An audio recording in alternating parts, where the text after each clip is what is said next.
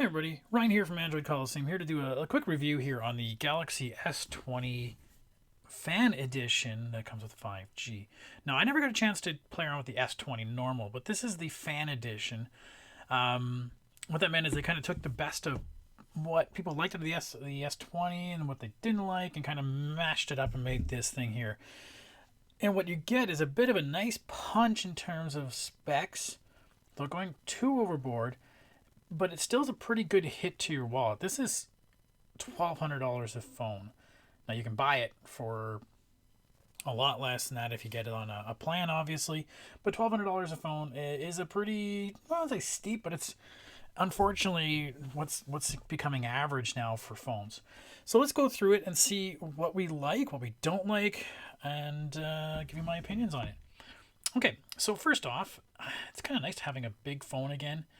It's fairly large in the hand. It's very thick, to be honest with you. Compared to what I'm used to, this feels like it already has a case on it, but it doesn't. So that's the one thing I notice immediately. It feels very thick. And that being said, it feels very sturdy. The camera bump in the back is fairly pronounced.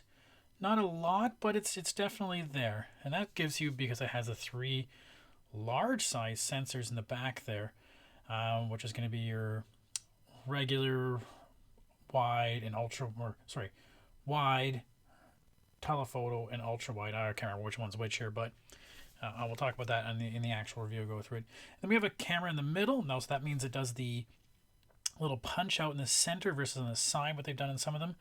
But then it's also got the in-display fingerprint. So that's kind of a nice feature, and that actually works very well. Of all the in-display ones, this one's worked the best.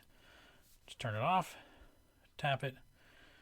Still a bit of a delay versus a traditional one, but I haven't had any mishits from any of the other ones I've ever used, so that's been really good.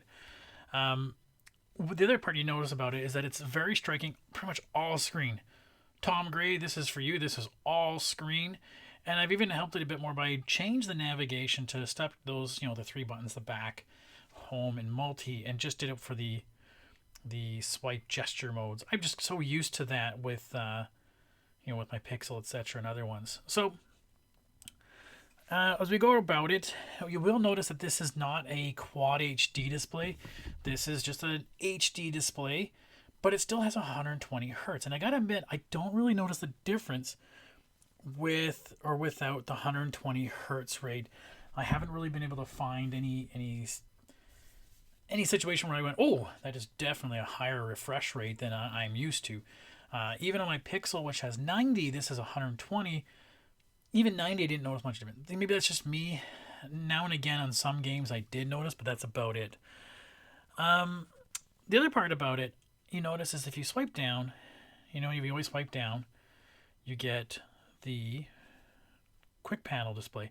And oh my god, there's just so many things to play around with here that it's kind of overwhelming, and you'd really have to make sure that you arrange them in the way that you'd want to arrange them so that people, you get what you want. If I wanted to go and find the wireless share, okay, it's there, or what's over here, the kids, and I can't hide them as far as I could see.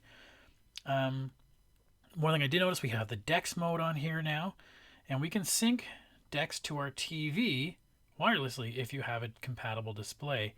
Apparently I don't. So, but that was pretty neat. I was kind of expecting, I thought I could try that with my Roku, see if that would work. As we go in through some more of the settings, one of the traditional features that Samsung always has is their Edge panel, and you can play around with that, the different settings you'd want. Very easy to find out, and very easy to set up and customize the way you'd want it, if you want it over there or wherever. The other part I didn't like is that the Samsung keyboard, I think it's SwiftKey they use, it's just been terrible. It's just actually really, maybe I don't use it as much, but it just doesn't work for me. I do a lot of corrections and a lot of whatever else. All right, so we have our typical Samsung interface where they kind of group things, and again, you can change these as you will. Samsung still has a lot of their own apps that they're building into here, and all their extra goodies and whatnot they try to throw in. Again, you can just kind of put them away, put them on the side, and you won't have to look at them again. But they're there if you need them. What I did like, and maybe I'll bring up PUBG. Before I do that, there's these game plugins they have now. So like in game mode, I had this extra plugin I downloaded from the store where I can play around with a booster and a GIF creator. So I can actually make little video clips out of it. So that was kind of neat.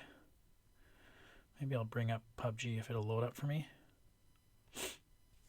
And then with the, where was it? The game booster, when I got rid of the buttons, the game feature disappears. I have to put it there. I'll have to do it now. But I now have this feature where I can just tap that and I can actually make a little GIF of whatever recorded. You can have it set it where it did the last 5 seconds or the next 5 seconds coming up to it. So that was kind of cool. I kind of liked that little feature. And again, you look how much this is really full screen display. Well, now it's got bars on it. I can skip over this. Come on. Nobody likes cutscene stuffs. Ooh, apply. So again, you can see how well it's going right to the edge display. Acts very well. And when I played it, this is like that's super spinny, right? Works very well. Got a couple nice little chicken dinners with that one. Playing this game, although even with it being slightly larger, still a little tough to play in the hand, but it worked. What else I want to talk about? Oh, well, the big thing you want to hear about this guy here is the camera. Samsung's pretty well known lately for their camera, doing some really good stuff, and this doesn't disappoint. So again, really easy to see that you either got your regular shot, you've got your wide angle shot, and then you have your telephoto. So I believe it's 12, 12, and 8 is what the resolution sensors are. So you can play with that. You can see the reverse. Hi, how you doing? Typical normal stuff. There's the scene optimizer, what it thinks it's taking a shot of. It'll try to adjust as it needs to. There's some things you can play around with, like live focus, night, panorama, etc. Nothing super out of the ordinary that I haven't seen before. What I did like was this new single take. So what you do is you end up taking a picture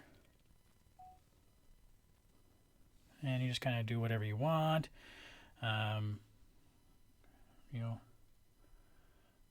Take some video, goof around, whatever you're doing. And then you go to look at that picture.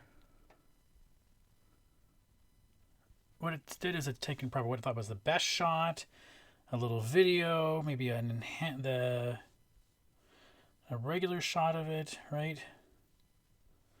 There's the video itself. There's another shot it took out of it. There's some filter applied to it. There's some time lapse it did with it. Oh, we can't see this. And then again, another little time lapse.